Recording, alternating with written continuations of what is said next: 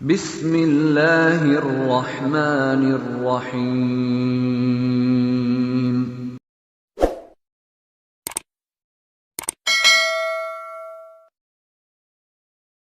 نام سنا ہوگا محمود غزنوی اور ایاز کا، ان کا باہم محبت کا رشتہ بہت گہرا تھا۔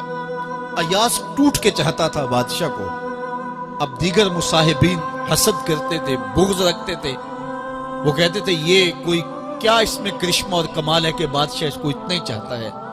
تو بادشاہ جب ان وزراء کا، مشیروں کا حسد حد سے بڑا ہوا دیکھا تو ایک دن سب کو اپنے دربار میں حاضر کیا۔ دربار میں ایک تالاب تھا، تو اس میں مٹھی بھر کے موتیوں کی پھینک دی اور ایک ایک وزیر کو کہا کہ یہ موتی نکال کے لاؤ، اور یہ خیال کرنا کہ تمہارا لباس بھی، تمہارا بدن بھی نہیں بھیگنا چاہیے۔ تو سب نے کہا کہ یہ عجیب بات ہے کہ حوض کی تہ سے موتی نکال کے لائیں اور لباس بھی نہ بھیگے اور بدن بھی نہ بھیگے، یہ تو لازمی ہوگا۔ پھر دوسرے وزیر کو کہتا کہ یہ موتی نکال کے لاؤ، تمہارا لباس بھی نہیں بھیگنا چاہیے، تمہارا بدن بھی نہیں بھیگنا چاہیے۔ تو وہ آگے سے حجت کرتا یہ کیسے ہو سکتا ہے کہ بدن بھی اور لباس بھی نہ بھیگے اور موتی بھی نکال لاؤں؟ تیسرے کو، چوتھے کو، پانچویں کو، ہر ایک آگے سے حجت کرے یہ کیسے ہو سکتا ہے؟ پھر ایاز آ گیا، تو بادشاہ نے ایاز کو کہا کہ یہ موتی نکال کے لانے ہیں اور تمہارا لباس بھی اور تمہارا بدن بھی نہیں بھیگنا چاہیے۔ ایاز نے فوراً چھلانگ لگائی اور موتی نکالے۔ جب باہر نکلا تو بدن اور لباس پانی سے نچڑ رہا تھا، تو ایسے موتی بادشاہ کو پیش کیے اور بدن کپ کپا رہا تھا۔ تو بادشاہ بڑے غصے سے کہا کہ ایاز، تمہارا بدن بھیگ گیا، تمہارے کپڑے بھی بھیگ گئے، میں نے کہا تھا لباس بھی نہیں بھیگنا چاہیے، کپڑے بھی نہیں بھیگنے چاہیے۔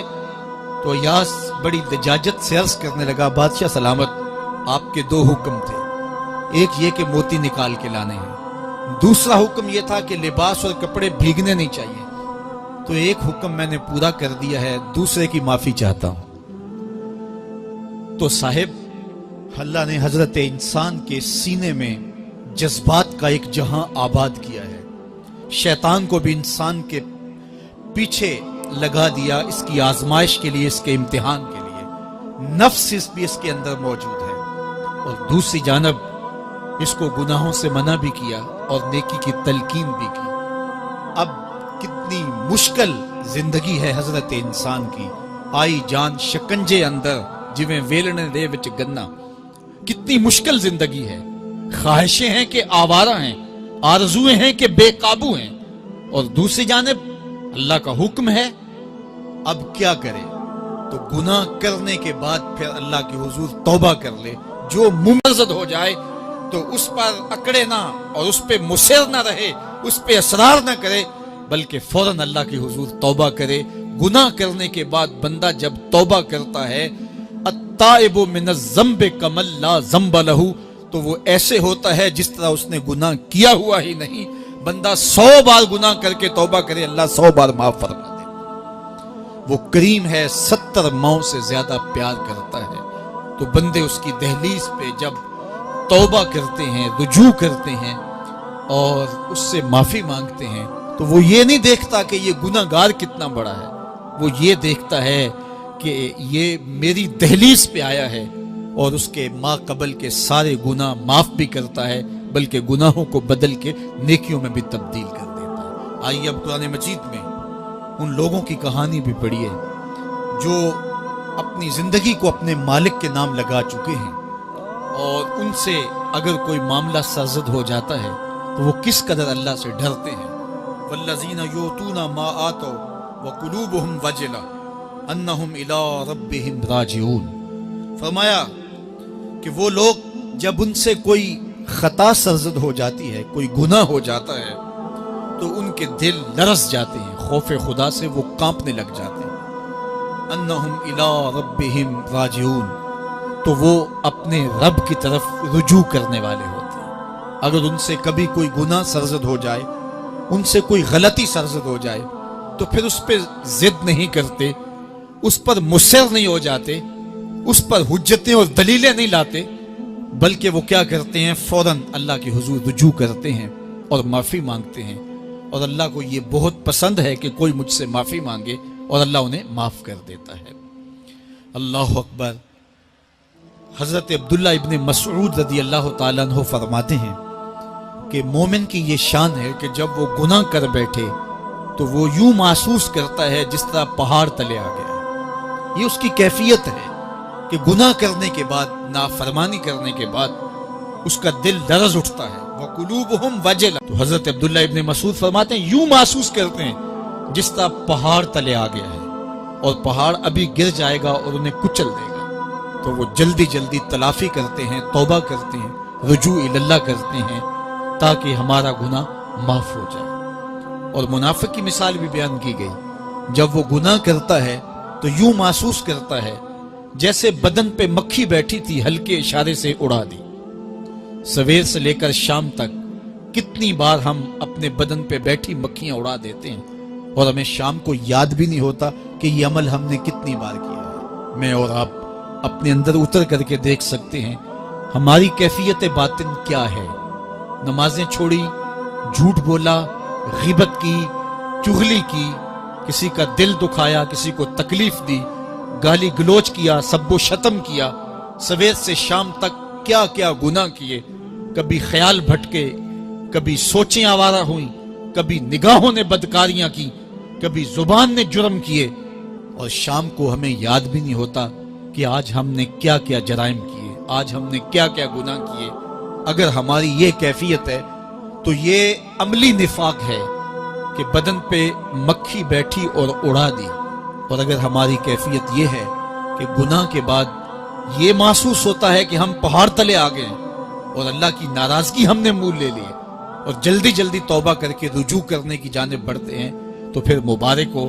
نہیں تو مجھے اور آپ کو اپنا محاسبہ کرنا چاہیے، ہمارے دلوں پر زنگ چڑھ گئے ہیں اور ہماری کیفیت یہ ہو گئی ہے کہ گناہ کرنے کے بعد بھی ہم ڈٹے رہتے ہیں۔ جبکہ زندگی اصحاب رسول کی دیکھیے ان سے بھی کبھی کوئی خطا سرزد ہو جاتی تو وہ فوراً اس گناہ کی تلافی کے لیے حضور کی بارگاہ میں حاضر ہو جاتے۔ حضرت ابو لبابہ رضی اللہ تعالیٰ عنہ نے اپنے آپ کو مسجد نبوی ہوا تو پھر حضور کے ہاتھوں سے اپنے آپ کو انہوں نے کھلوایا۔ ایک خاتون حضور کی خدمت میں حاضر ہوئی اور عرض کی یا رسول اللہ صلی اللہ علیہ وسلم، مجھ سے بدکاری سرزد ہو گئی ہے اور میرے پیٹ میں بچہ ہے اور میں چاہتی ہوں کہ آخرت کی سزا کی بجائے دنیا کے اوپر اس کی سزا مجھے دے دی جائے تاکہ میں پاک ہو جاؤں اور صاف ہو جاؤں، کیونکہ آخرت کی سزائیں بہت سخت ہیں۔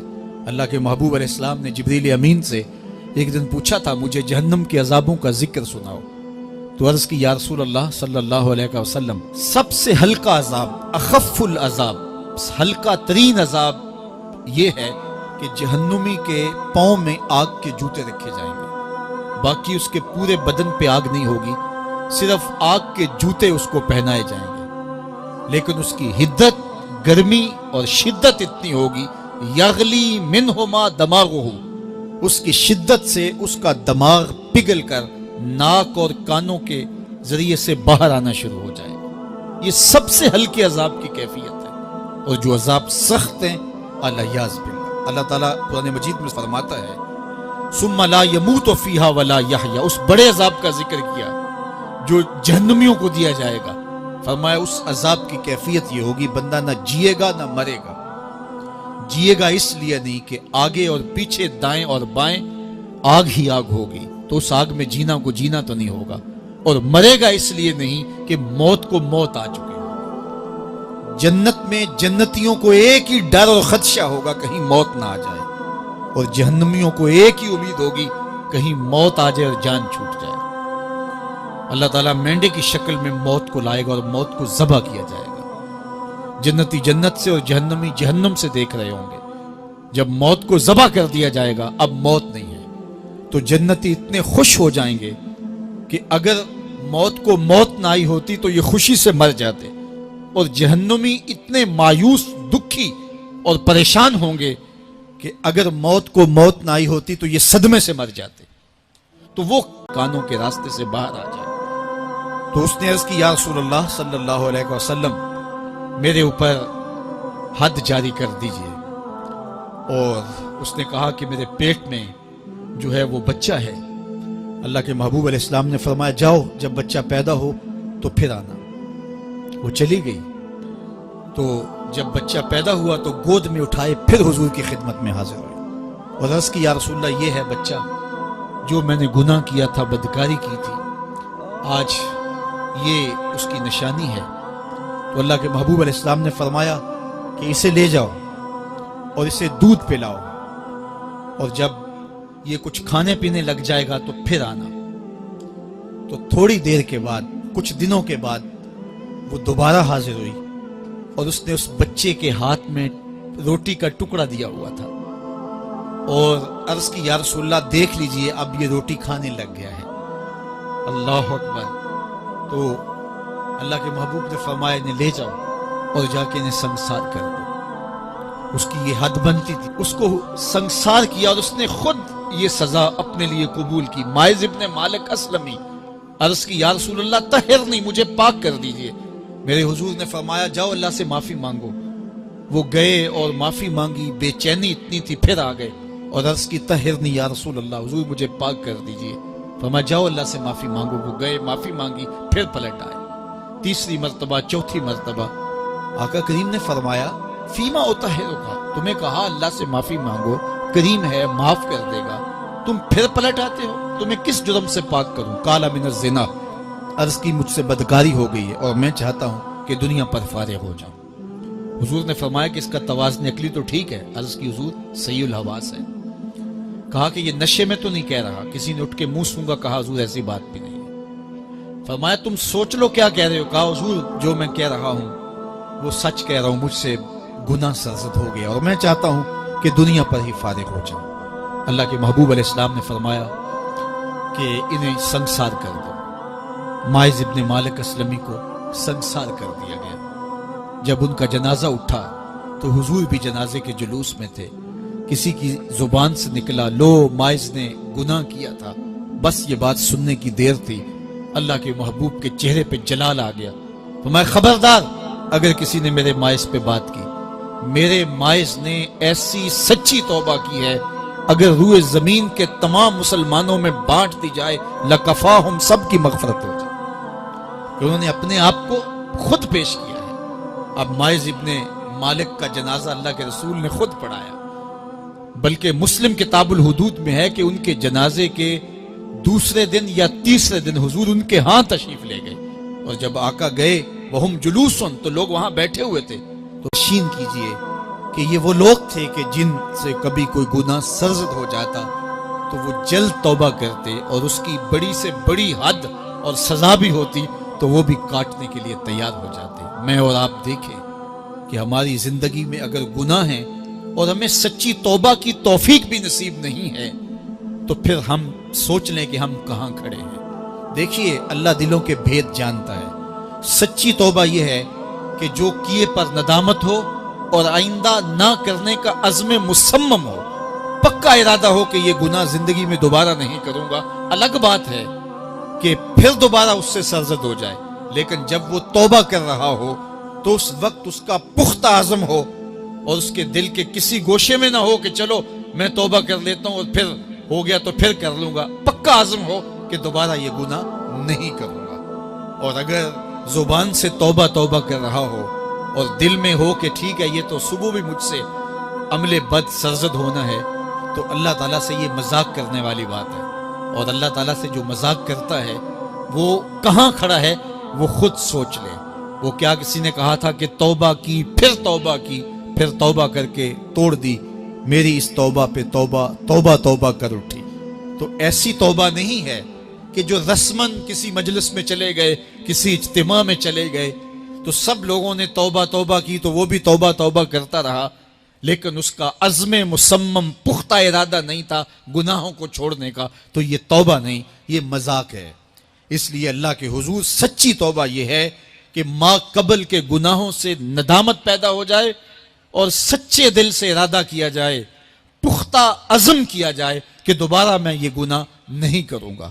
یہ الگ بات ہے کچھ عرصے بعد اس سے پھر سرزد ہو جائے، پھر وہ گناہ ہو جائے تو پھر وہ پکی توبہ کرے، تو 100 بار بھی گناہ کرے گا، 100 بار بھی توبہ کرے گا، اللہ 100 بار قبول کرے گا۔